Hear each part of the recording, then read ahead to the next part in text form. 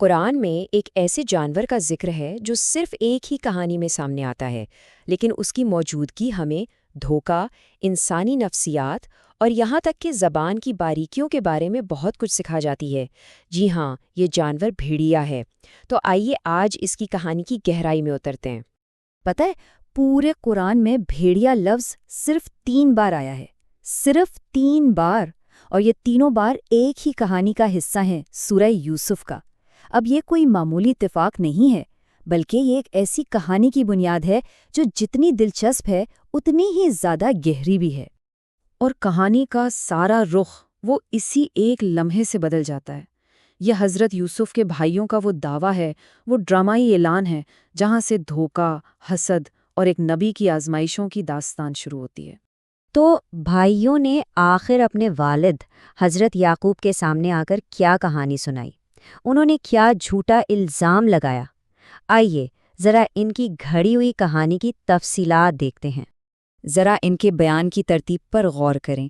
انہوں نے خود کو بالکل معصوم ظاہر کرنے کی کوشش کی کہ بھائی ہم تو بس دوڑ لگانے میں مصروف تھے، اور یوسف کو اپنے سامان کے پاس چھوڑ دیا اور بس ایک بھیڑیے نے اسے کھا لیا۔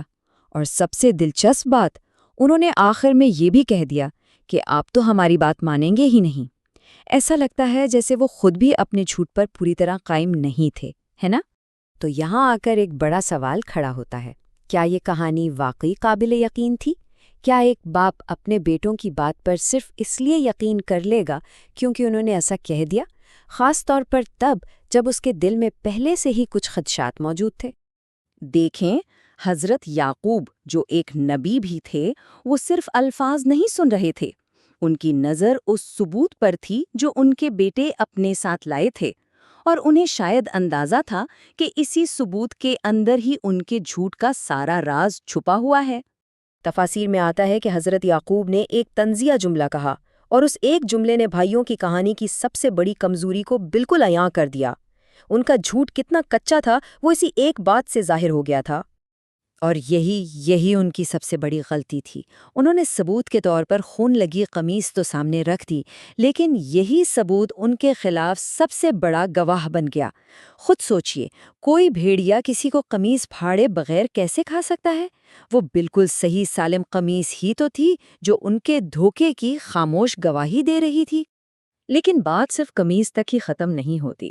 بھائیوں کا دھوکہ اس سے کہیں زیادہ گہرا تھا، ایک ایسا راز جو ان کے الفاظ کے انتخاب میں چھپا ہوا تھا، ایک ایسا جھوٹ گھڑنے کی کوشش جو بالکل پرفیکٹ لگے، اور اس کی ساری چال اس ایک خاص عربی لفظ میں چھپی تھی جسے انہوں نے بہت سوچ سمجھ کر منتخب کیا تھا۔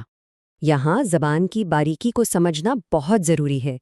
دیکھیں، عربی میں جب کوئی درندہ چیر پھاڑ کر کھاتا ہے تو اس کے لیے ایک لفظ ہے افترسا۔ اگر بھائی یہ لفظ استعمال کرتے تو حضرت یعقوب فوراً پوچھتے کہ اچھا تو پھر اس کی ہڈیاں یا باقیات کہاں ہیں، چلو ڈھونڈتے ہیں۔ لیکن انہوں نے بہت چالاکی سے لفظ استعمال کیا، اکلا۔ اکلا کا مطلب ہے کسی چیز کو مکمل طور پر کھا جانا، کہ پیچھے کچھ بھی نہ بچے۔ یہ ایک بہت ہوشیار چال تھی تاکہ ثبوت تلاش کرنے کی کوئی گنجائش ہی باقی نہ رہے، لیکن یہی ہوشیاری ان کے سوچے سمجھے منصوبے کا سب سے بڑا ثبوت بن گئی۔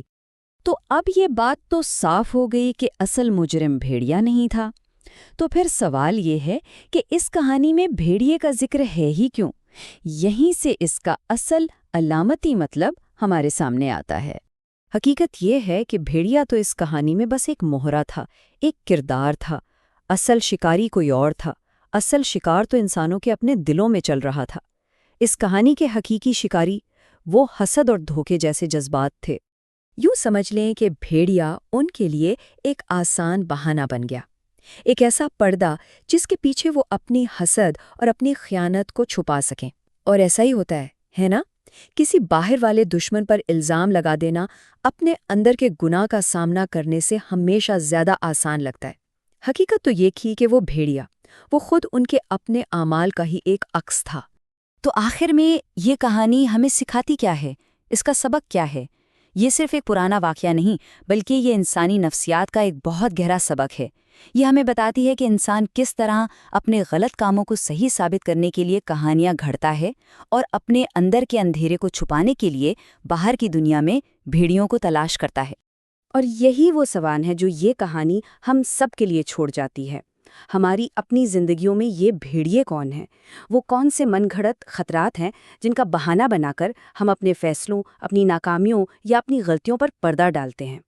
یہ ایک بہت گہری یاد دہانی ہے کہ کبھی کبھی سب سے بڑا خطرہ باہر نہیں ہوتا، بلکہ ہمارے اندر ہی چھپا ہوتا ہے۔